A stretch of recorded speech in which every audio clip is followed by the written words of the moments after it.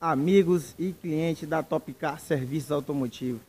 Galera, aqui por dentro da Top Car Serviços Automotivos, estamos aqui pegados nessa S10.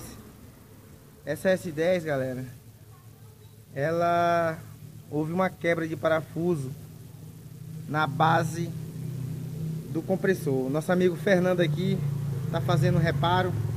Está sendo feita a desmontagem aqui da base do compressor.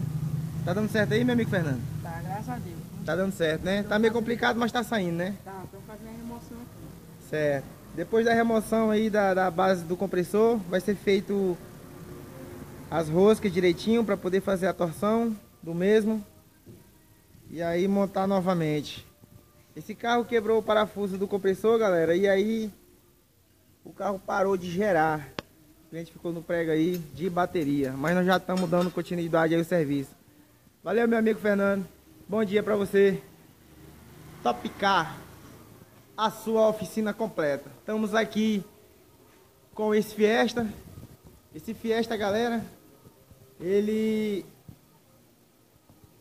foi feita a remoção na caixa de marcha por conta desse disco de embreagem. Esse disco aqui, galera. Esse disco, ele tem essas molas. Ele tem essas molas aqui. E aí quebraram essas molas do disco de embreagem. Ó. Não sei se vocês vão dar pra ouvir aí, mas tá fazendo barulho, ó. Ó. E aí muita zoada que esse carro tava fazendo por conta do disco.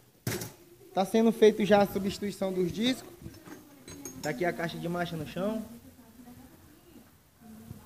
Reparador, nosso amigo Jean, da Top Car.